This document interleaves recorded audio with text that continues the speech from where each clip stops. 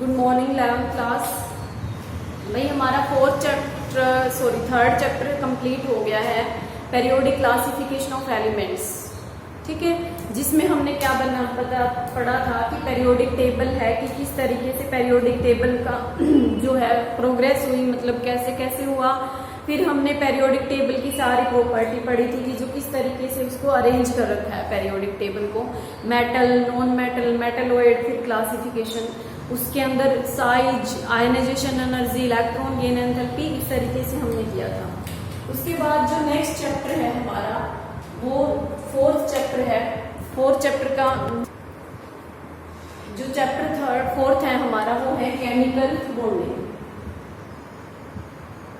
Chemical bonding, तो इस chapter को हमें समझना है। अभी हमने ये तो पता कर लिया कि जो एटम है वो इंडिविजुअल पार्टिकल होता है, एक सबसे स्मॉलेस्ट पार्टिकल है। फिर हमने ये भी पढ़ा है कि उसके अंदर इलेक्ट्रॉन, प्रोटॉन, न्यूट्रॉन होते हैं, सब एटॉमिक पार्टिकल होते हैं। एटॉमिक मास कर लिया है हमने, एटॉमिक नंबर कर लिया है। फिर उसके बाद इलेक्ट्रॉनिक कॉन्फ़िगरेशन भी कर लिया है कि जो एटम होते हैं वो किस तरीके से अरेंज होते हैं सेल के अंदर, सब सेल के अंदर और ऑर्बिटल्स के अंदर। ये हमने सारा पढ़ लिया है।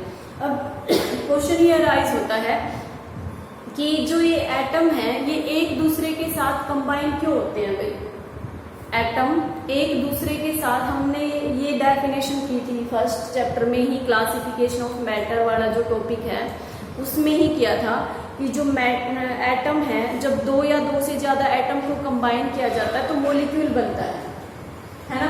ये हमने किया हुआ है कि जब 2 और मोर देन 2 एटम्स को कंबाइन किया जाता है तो मॉलिक्यूल बनता है। अब ये क्वेश्चन अराइज होता है कि कुछ एटम होते हैं जो मोनो एटॉमिक फॉर्म में एग्जिस्ट करते हैं, वो किसी के साथ बॉन्ड नहीं बनाते, लेकिन कुछ एटम हैं वो हमेशा मॉलिक्यूलर फॉर्म में ही एग्जिस्ट करते हैं। तो ये क्या कंडीशन है कि कुछ सब एटम हैं जो मॉलिक्यूल बनाते हैं, कुछ नहीं बनाते, उनकी और कितने एटम कंबाइन होकर मॉलिक्यूल बनाते हैं, एक मॉलिक्यूल में कितने एटम हो सकते हैं मैक्सिमम। तो इन सारे क्वेश्चन का आंसर हमें यहाँ पर मिलता है केमिकल बॉन्डिंग। बॉन्डिंग का मतलब होता है कि जो ये मॉलिक्यूल बना हुआ है इसमें जो ये एटम है ये एक दूसरे के साथ किस तरीके से बॉन्डिंग बनाए हुए हैं। ठीक है, बॉन्डिंग क्या होता है, सिर्फ फोर्स ऑफ अट्रैक्शन है मॉलिक्यूल के बीच में जो एटम को बांधे रखता है। जैसे दो एटम से मिलकर बना हुआ है कोई मॉलिक्यूल, तो ये एटम और ये एटम, इन दोनों के बीच में जो फोर्स ऑफ अट्रैक्शन है जो इनको दूर नहीं जाने देता बॉन्ड, उसको हम क्या कह देते हैं, केमिकल बॉन्ड कह देते हैं। तो जो केमिकल बॉन्ड को स्टडी करती है उस चैप्टर को हम क्या कह देंगे, फिर केमिकल बॉन्डिंग कह देंगे। ठीक है, इसमें हम ये पढ़ेंगे सारा का सारा कि किस तरीके से जो एटम है वो कंबाइन होते हैं, कैसे मतलब एटम जो है वो एक ही तरह से कंबाइन नहीं होते हैं, कंबाइन होकर मॉलिक्यूल नहीं बनाते हैं, वो डिफरेंट डिफरेंट टाइप में कंबाइन हो सकते हैं। वो जब हम जैसे इस चैप्टर के अच्छे डीप में जाते रहेंगे वैसे वैसे समझ में आता रहेगा। ठीक है, तो क्वेश्चन, सबसे पहले क्वेश्चन यही आता है, why atom combine to form molecule. Atom combine क्यों होते हैं, कंबाइन होकर मॉलिक्यूल क्यों बनाते हैं। ठीक है, तो इसका जो ये आंसर है इसका ये है भाई, यहाँ पर एक नोबल गैस वाला क्या है, हमने जो 18th ग्रुप है मॉडर्न पेरियोडिक टेबल के अंदर वो कौन सा है, नोबल गैस। और नोबल गैस को हम क्या बोलते हैं, इनर्ट गैस। इनर्ट गैस क्यों बोलते हैं, क्योंकि जो इनका कॉन्फ़िगरेशन होता है वो स्टेबल कॉन्फ़िगरेशन होता है बहुत ज्यादा। ठीक है, मतलब फुली फिल्ड कॉन्फ़िगरेशन है, स्टेबल कॉन्फ़िगरेशन है। तो स्टेबल होने की वजह से अब हर चीज क्या होती है, स्टेबल होना चाहती है, तो सारे के सारे जितने भी एलिमेंट्स है वो क्या करते हैं, नोबल गैस कॉन्फ़िगरेशन अचीव करने की कोशिश करते हैं। ठीक है, तो यहाँ पर ये आएगा आंसर इसका, because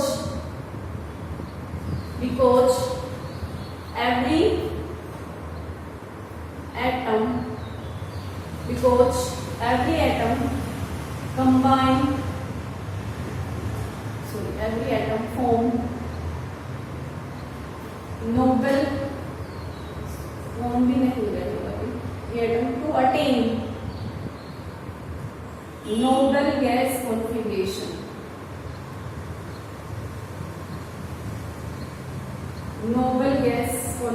configuration, noble gas configuration या फिर इनर्ट गैस बोल सकते हैं इसको, inert gas configuration.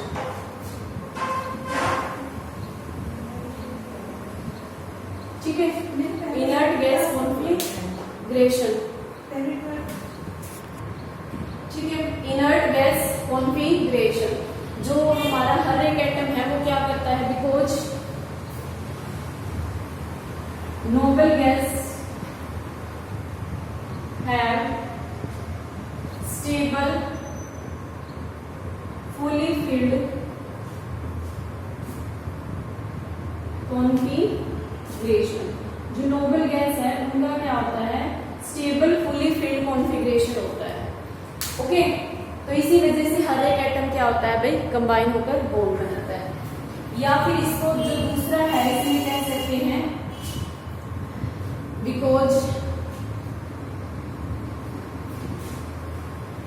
Every atom to attain octet. ठीक है, ऑक्टेट का मतलब होता है 8। ठीक है, वैलेंस सेल के अंदर कितने इलेक्ट्रॉन, 8 इलेक्ट्रॉन। जो इलेक्ट्रॉनिक कॉन्फ़िगरेशन है हमारा, अगर हम नोबल गैस कॉन्फ़िगरेशन करते हैं तो उसमें लास्ट में क्या होता है, एस और पी में आता है इलेक्ट्रॉन, है ना। जैसे अभी हमने किया था, नियोन का किया था, क्या आता है 1s2 2s2 2p6 2s2 2p6, तो कितने इलेक्ट्रॉन हो गए, वो 8 इलेक्ट्रॉन हो गए। ठीक है, तो इसमें क्या है, और इसको क्या हम बोलते हैं, यहाँ पर इसको ऑक्टेट रूल भी बोला जाता है। ठीक है, इसी का नाम होता है ऑक्टेट रूल। ठीक है, अगर आ जाता है व्हाट इज ऑक्टेट रूल, तो ऑक्टेट रूल में क्या कहोगे, जब हर एक एटम 8 इलेक्ट्रॉन, मतलब नोबल गैस, साथ में लिख भी देना ब्रैकेट में 8 इलेक्ट्रॉन, ऑक्टेट का मतलब तो समझ आ जाएगा 8 इलेक्ट्रॉन है, और फिर ब्रैकेट में ये भी लिख देना कि हाँ, तो इससे एक अच्छा इंप्रेशन जाता है कि नोबल गैस कॉन्फ़िगरेशन अचीव करने को हम क्या कहते हैं, ऑक्टेट रूल कहते हैं। ठीक है भाई, तो इसमें ये हमने ऑक्टेट रूल कर लिया है। उसके बाद ये आता है कि लिमिटेशन ऑफ ऑक्टेट रूल, ये हमने कर लिया है कि हर एक एलिमेंट क्या करता है, ऑक्टेट बनाना चाहता है अपना, मतलब नोबल गैस कॉन्फ़िगरेशन अचीव करना चाहता है। इसी वजह से वो क्या करता है भाई, हमारा एक दूसरे के साथ कंबाइन होकर बॉन्ड बनाता है। अब ये बॉन्ड कैसे बन सकता है, बाय शेयरिंग से बन सकता है, by complete transfer of electron, loss से, गेन से, शेयरिंग से, वो किसी भी तरीके से अपना ऑक्टेट कंप्लीट करने की कोशिश करता है। ठीक है, अब हम करते हैं limitation of octet rule. Octet rule पर पढ़ लिया है हमने, क्या होता है ऑक्टेट का मतलब होता है कि जिसके अंदर लास्ट में 8 इलेक्ट्रॉन आ जाए। ठीक है, मैं लिख भी देती हूँ, ऑक्टेट रूल क्या होता है। ऑक्टेट रूल क्या होता है, when an atom to obtain 8 electron in its valence shell. ठीक है, अपनी वैलेंस सेल के अंदर 8 इलेक्ट्रॉन बनाने की कोशिश करता है, उसको हम क्या कहते हैं, ऑक्टेट रूल कहते हैं। दिस इज डन बाय, ये कैसे कर सकता है, ये किस तरीके से करता है, ये ऑक्टेट कैसे कंप्लीट करता है, ये करता है डन बाय लॉस और गेन और शेयरिंग ऑफ इलेक्ट्रॉन। ठीक है, वो किसी भी तरीके से कर सकता है भाई, लॉस से कर सकता है, गेन से कर सकता है और शेयरिंग से कर सकता है। उसके बाद है next limitation of octet rule.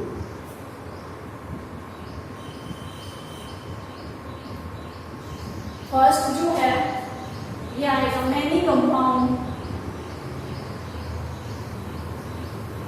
Many compound does not have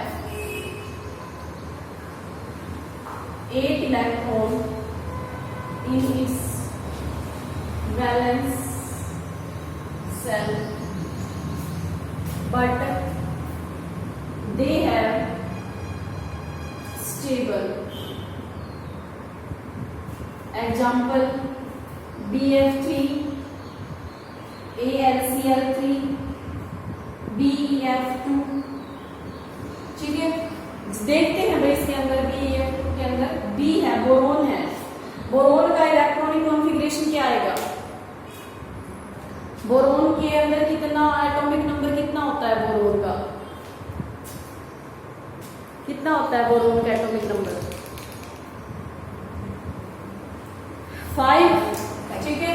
तो 5 है, तो इसको ऐसे अगर 2 8 वाले से लिखे तो 2 और 3, ठीक है। 5 को कैसे लिख सकते हैं? 2 और 3, या फिर 1s2 2s2 के अंदर लिखें तो 1s2 2s2 2p1 हो गए 5।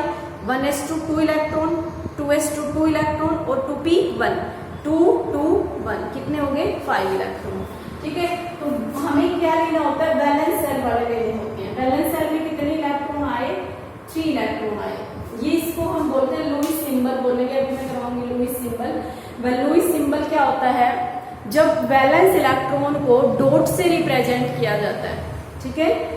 वैलेंस इलेक्ट्रॉन को किससे रिप्रेजेंट करते हैं? डॉट से। मतलब जितने भी वैलेंस इलेक्ट्रॉन है उतने ही उसके सराउंडिंग में क्या लगा देंगे? डॉट लगा देंगे, ओके। उसके बाद अभी फ्लोरीन। फ्लोरीन का क्या होता है? 9, तो उसको कैसे लिख सकते हैं? 2 और 7, मतलब बैलेंस सेल में कितने इलेक्ट्रॉन आए? 7 इलेक्ट्रॉन। तो हम 7 को कैसे दिखाएंगे? 1 2 3 4, देखो यहाँ पर हो गए 7, ठीक है। कितने इलेक्ट्रॉन हो गए भाई? यहाँ पर 7 इलेक्ट्रॉन हो गए हैं। इसी तरीके से यहाँ पर एक और है फ्लोरीन। 1 2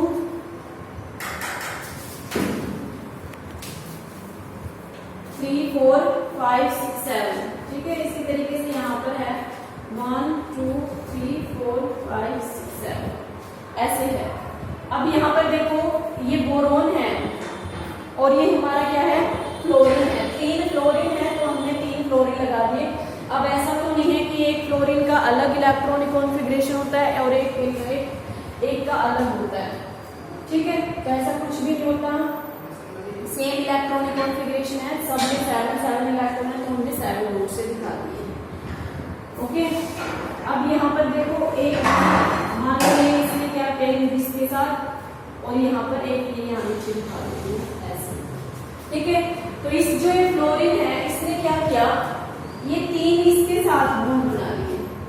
मान लो इस 3 के साथ शेयरिंग कर ली तो जो ये बोरोन है इसके पास कितने इलेक्ट्रॉन हुए थे? यहाँ पर इस बोरोन के पास कितने इलेक्ट्रॉन हुए? 2 4 और 6, ठीक है। तो इसके पास कितने इलेक्ट्रॉन हुए? 6 इलेक्ट्रॉन हुए। बस 3 फ्लोरीन थे, 3 के पास क्या थे? सबके पास 7 इलेक्ट्रॉन थे, ठीक है।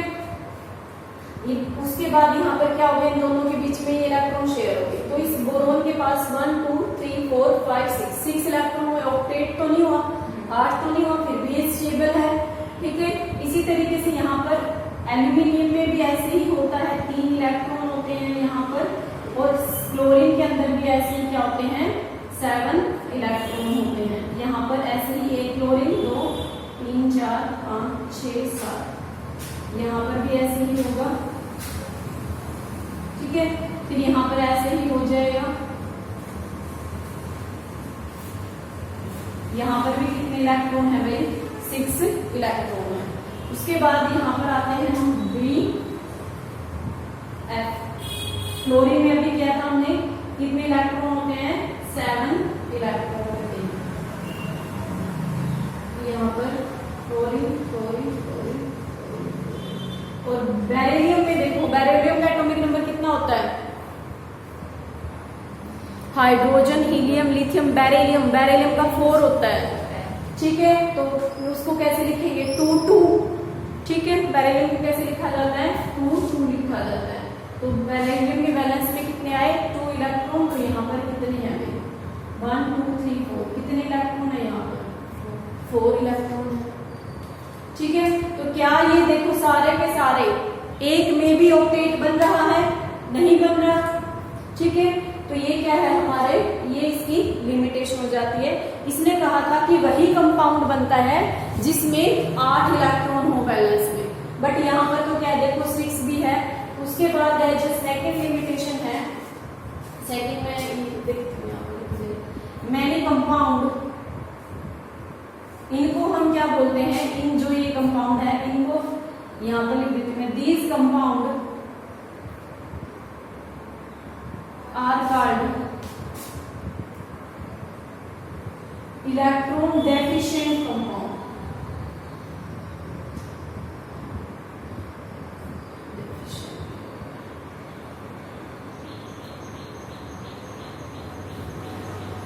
ठीक है, इलेक्ट्रॉन डेफिशिएंट मतलब इलेक्ट्रॉन की कमी। अगर एग्जिस्ट तो करते हैं, ये नहीं कह रहे हैं हम कि ऑक्टेट है और सिर्फ ऑक्टेट जिसमें वैलेंस शेल में 8 इलेक्ट्रॉन होंगे वही एग्जिस्ट करेगा, ऐसा नहीं कह रहे हैं। लेकिन जिसमें 8 से कम हो, चाहे वो 7 हो, 6 हो, 4 हो, 2 हो, कितने भी हो, उसको हम क्या कहेंगे, उस तरह के कंपाउंड को क्या कहते हैं, इलेक्ट्रॉन डेफिशिएंट। डेफिशिएंट का मतलब क्या होता है, कमी। ठीक है, उनको हम क्या कहेंगे, electron deficient. Many compound does not, ये वाला लिखने की जरूरत भी नहीं थी, 8 electron in its valence shell, ये दोबारा से लिख दिया, यहाँ पर लिखेंगे मैनी कंपाउंड हैव, यहाँ पर तुम ये भी लिख सकते हो many compound have less than 8 electron, और यहाँ पर लिख सकते हो have more than 8 electron in valence shell. ठीक है, अपनी वैलेंस शेल के अंदर कितने हैं, 8 से ज्यादा भी हो सकते हैं। जैसे एग्जांपल करेंगे अभी हम PCl5 का, SF6 का। ठीक है, PCl5 SF6, ये ऊपर बताती हूँ मैं PCl5 और SF6। देखो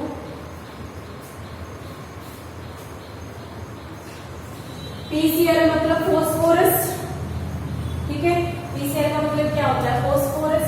अब फॉस्फोरस है तो फॉस्फोरस का एटॉमिक नंबर कितना होता है, 15। फॉस्फोरस का एटॉमिक नंबर कितना होता है भाई, 15। तो उसको कैसे लिखेंगे, 2, 8 और 5 ऐसे लिखते हैं ना हम, 2, 8, 18। तो 2, 8 कितने हो गए, 10 तो ये हो गए, इसका 15 है तो कितने बच गए, 5। ठीक है, तो यहाँ पर कितने हैं, 5 है।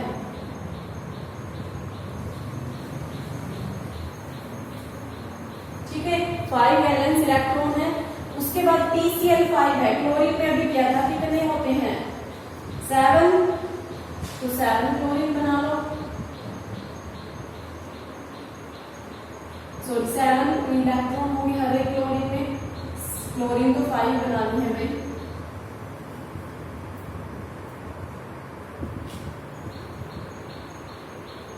कितनी होगी, 4।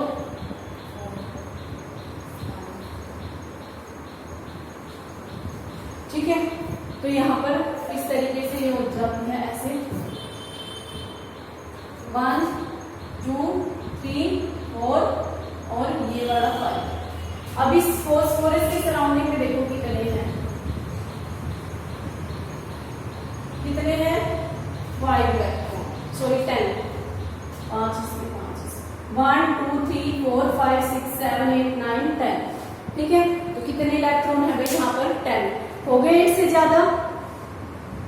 यहाँ पर लिख देते हैं these compound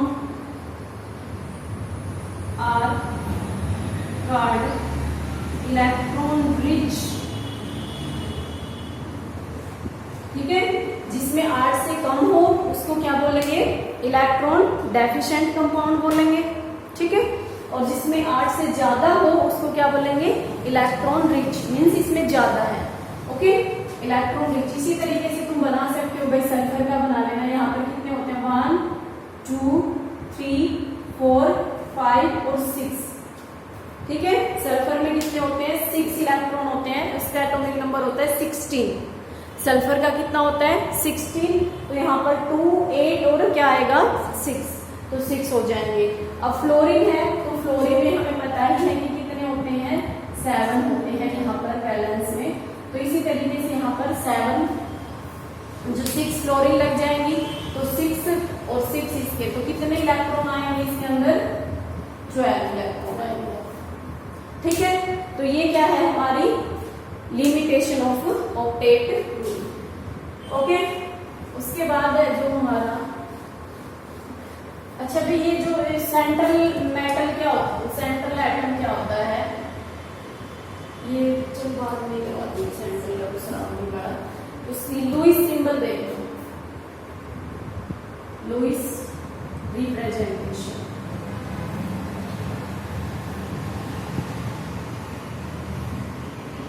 When it is number of valence electron are represented by